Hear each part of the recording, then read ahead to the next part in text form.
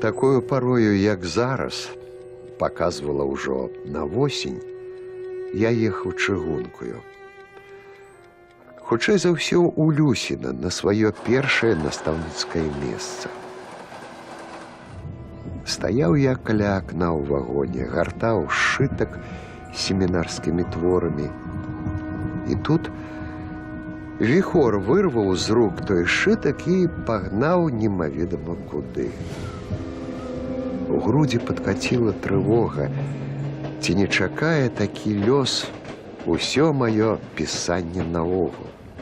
Наляціць бура, выхапіць самае дарожшае, выб'е мяне з каляіны.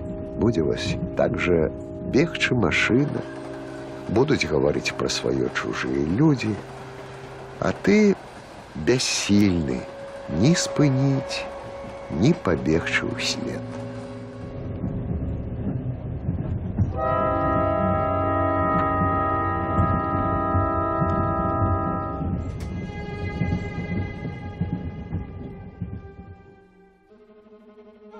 Паэмы «Новая зямля» і «Сымон Музыка» Якуб Колас пачаў пісаць у вязніцы. У Мінскі астрог Канстантін Міцкевіч трапіў на 3 гады за ўдзел у нелегальным настаўніцкім з'ездзе летам 1906 года. Мець аловак у Пішчалаўскім замку забаранялася. Падчас ператрусаў малады паэт бордзенька хаваў паперы на грудзях пад кашуляй і трымаў, прыціснуўшы падбароддзем. На асабістыя вобыскі турэмнае начальства адважвалася рэдка. У зняволенні асабліва ярка згадваюцца часіны дзяцінства, незваротны альбуцкі рай, абразкі ляснога жыцця лёгка ажываюць у вобразах. Мне было прыемна апісваць мясціны над Нёманом. Я адчуваў усе іх на дотык. Так жа было. За кожнае дрэўца я там браўся рукою, усе лужкі і баравінкі выбегаў. І пайшлі раздзелы будучай паэмы. Хоць я няволей цяжка змучан і з родным берагам разлучан, ды я душою ажываю, як вокам мыслі азіраю, цябе, мой луг і бераг родны, дзе льецца Нёман срэбраводны, дубы, дзе дружнай чарадою стаяць, як вежы над вадою, даўнейшых спраў вартаўнікамі і ззяюць грозна жараламі. Слова «рай» у перакладзе з арабскай мовы абазначае з усіх бакоў агароджанае месца. Сялібы дзяцінства, акінчыцы, ласток, альбуць, смольня, быццам райскія куточкі на зямлі. Назвы паэмы Колас свядома адсылае да новага запавету. «І угледзеў я новае неба і новую зямлю, бо ранейшае неба і ранейшая зямля ўжо мінулі». Гэтыя словы з апакаліпсіса абазначаюць для паэта рух ад незваротнага раю дзяцінства да пошукаў новых сэнсаў, для глядаў лепшага жыцця. Не толькі для сябе, але для ўсёй Беларусі, якая драматычнай гісторыяй выпакутавала сваё адраджэнне. Хрысціянскі сэнс паэмы не пярэчыць азначэнню яе як энцыклапедыі сялянскага жыцця. У мастацкіх абліччах родных і блізкіх паэту людзей выяўлена краса і трагізм Беларусі. Гэта мастацкая ідэалізацыя роднай зямлі, спрадвечнага ладу жыцця, імкненне беларуса мець уласны кавалак зямлі, свой кут. Дзень добры, новая мясціна. Спаткай ты нас, як маці сына, па часе доўгай разлукі і разгарні прыветна рукі для тых, хто змушаны ў няволі жывіцца хлебам твайго поля. зірні ты светлым вокам ласкі, авеі крылом прыгожай казкі, каб гэта жыцця пуцявіна была нам светлая часіна. Узброй надзеямі нам грудзі, бо мы твае, зямелька, людзі.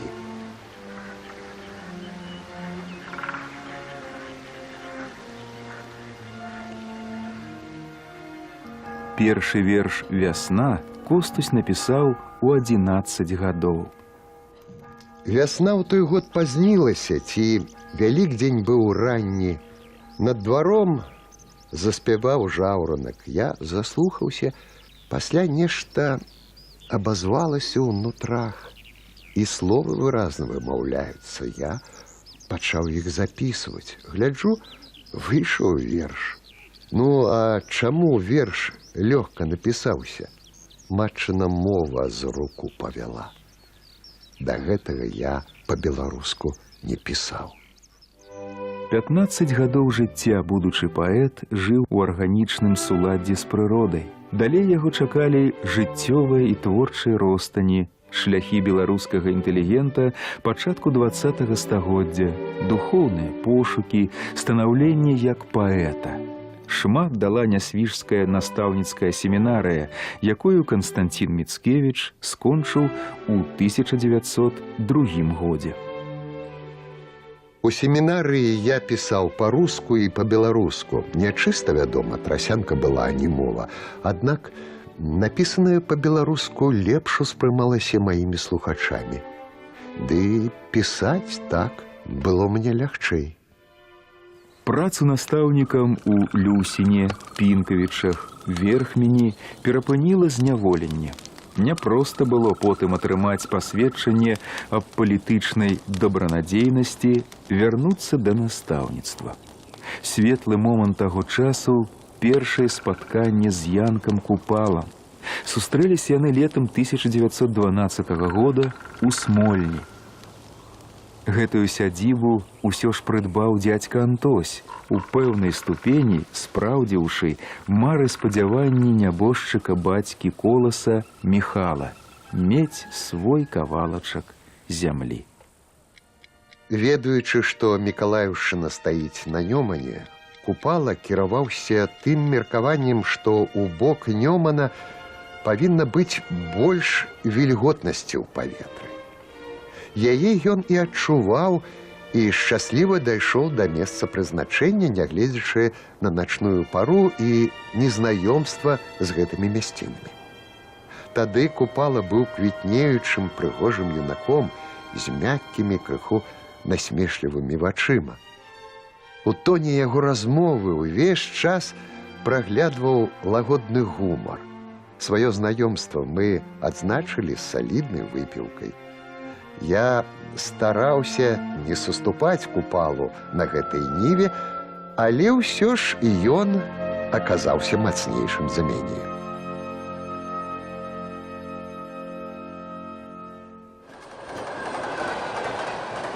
Коласа чакалі доўгія гады блуканняў без сталага месца працы, бежанства з сям'ёй у Расію падчас Першай сусветнай вайны, мабілізацыя.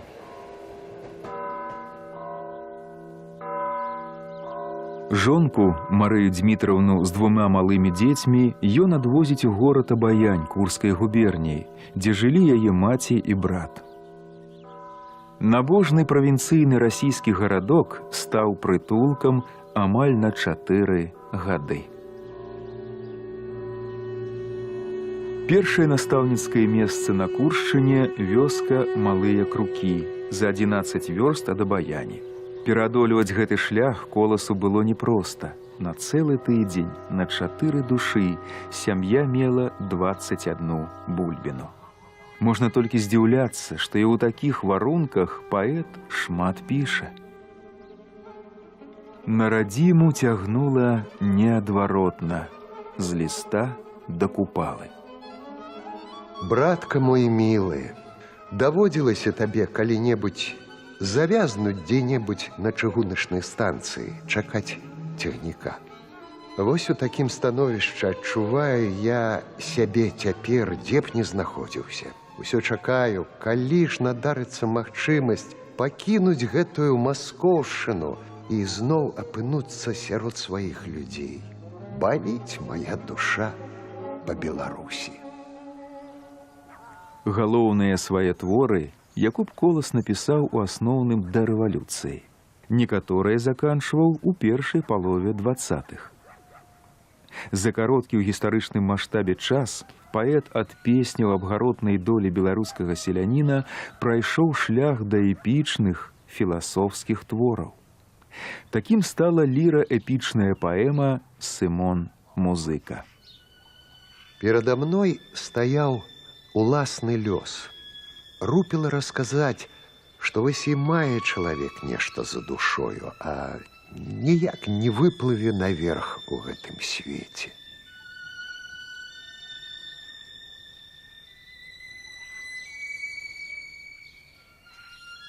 Самы загадкавы твор Коласа – глыбінны сэнс сімвалічных вобразаў і матываў якога яшчэ не да канца раскрыты. У нацыянальным пісьменстве Колас стварыў вобраз беларускага Арфея, сцвердзіўшы тым станаўленне яшчэ аднаго непаўторнага голасу у сусветнай мастацкай сімфоніі.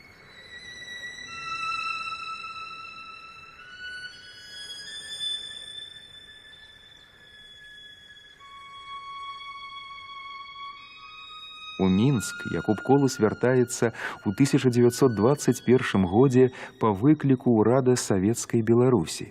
Здаецца, вось яно, тое, аб чым марылася, адкрытая праца на карысць бацькаўшчыны, для якой хоць у нейкай ступені увасобілася шуканая новая зямля. Але рэальнае жыццё далёкае ад шчырых памкненняў. З другой паловы 20-х гадоў пачынаецца кола пекла. 1926 год. Канстантин Міцкевіч праходзіць па справе Юркі Лістапада, які абвінавачваўся ў стварэнні нелегальнай антысавецкай арганізацыі. 1930 год. Коласа змусілі публічна прызнацца ў дробна-буржуазным і кулацкім нацыяналістычным адраджанізме. 1938 год. Прызнаны паэт зноў чакае арышту. Центральный комитет ВКПБ товарищу Сталину.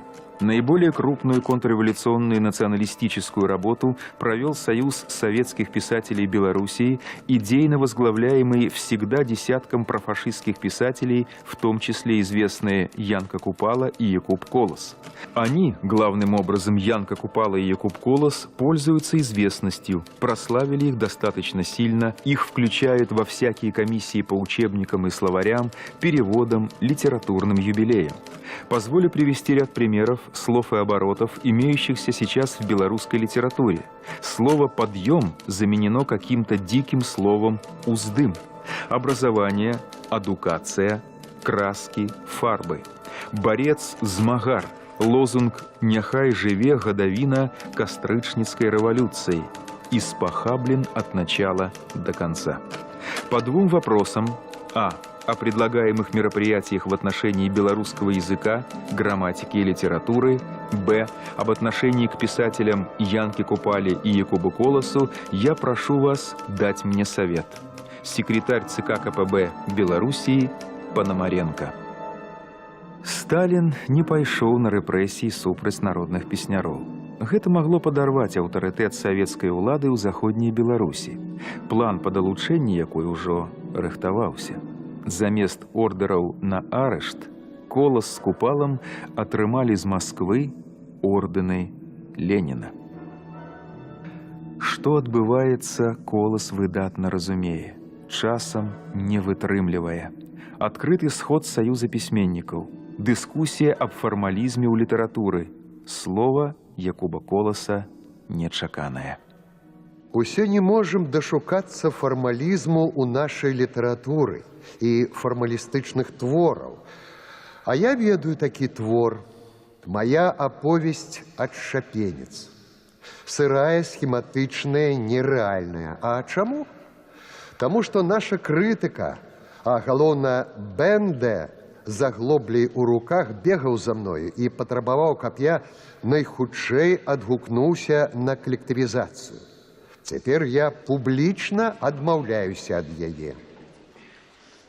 У ваеннае ліхалецце Колас жыве ў Ташкенце, Клязьме. Ловіць кожную звестку з роднай зямлі, змагаецца з ворагам сваёй зброяй, магутным словом. Дорогие товарищи, мое 60-летие отмечается в обстановке войны, вдали от родной земли, которую разоряет лютый враг. Но белорусский народ поголовно восстал против немецких поработителей, и я глубоко верю в нашу победу. У кнізе ташкенскага быцця Якуб Колас піша: 2 гады, як рушылі мы з Мінска. Колькі гора пакуты прынеслі гэтыя 2 гады, а мы ўсё далёка-далёка ад роднай зямлі. Радуе душу вяртанне ў снежні 44-го ў родны Мінск. Тут ён будзе мець свой невялічкі куточак раю на зямлі. Дом, пабудаваны ў канцы 40-х уладай для народнага песняра. Як належыць, тэрыторыя агароджана мажным плотам. Гамоняць сваімі кронамі дрэвы, асабліва ў пашане вяз, у цяньку якога любіў пасядзець гаспадар.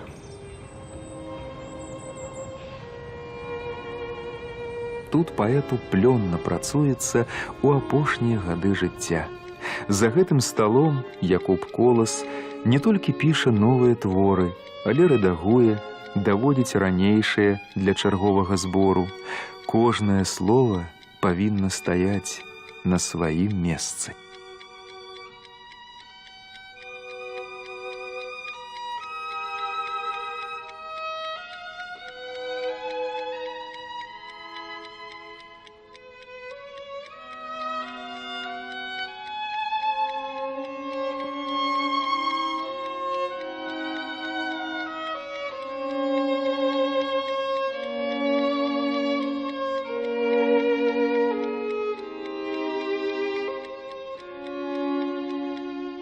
Толькі часу на творчую працу няшмат. Як чалавек грамадскі, Колас сабе не належыць. Сустрэчы з рабочымі, калгаснікамі, піянерамі, пісьменнікамі, выступы на радыё, працу ў акадэміі і вярхоўным савеце.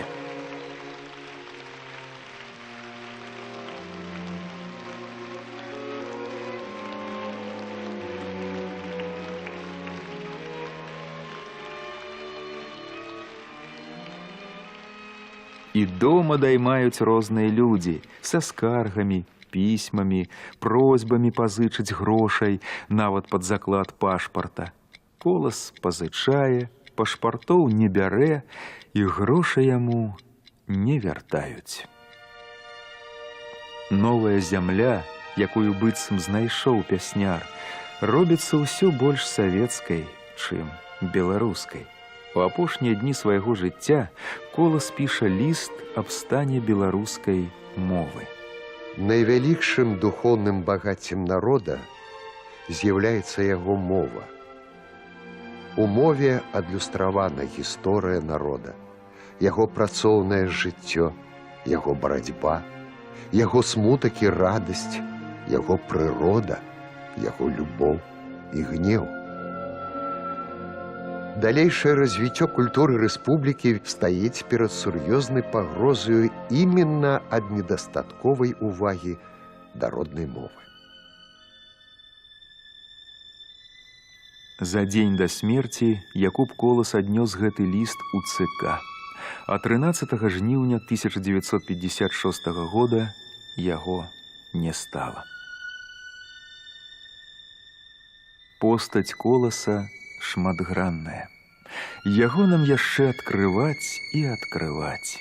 Не толькі як класіка беларускай літаратуры, але і як аднаго з бацькоў-стваральнікаў нацыі, філосафа. Што не кажы, а жыццё ўжо само па сабе ёсць радасць, вялікае шчасце, бясцэнны дар. ёсць важныя дзве часціны, з якіх складаецца жыццё і яго глыбокі сэнс і хараство. Чалавек і прырода. Бо ніколі не страціць для нас цікавасці чалавек, бо праяўленне яго розуму бязмежна, бо дарогі яго не вызначаны, бо форма яго жыцця і яго адносін да другіх людзей бясконца разнастайныя, да канца не выяўлены і ніколі не могуць стаць канчатковымі. А прырода – найцікавейшая кніга, якая разгорнута перад вачамі кожнага з нас. Чытаць гэту кнігу, умець адгадаць яе мнагалучныя надпісы. Хіба ж гэта не ёсць шчасце?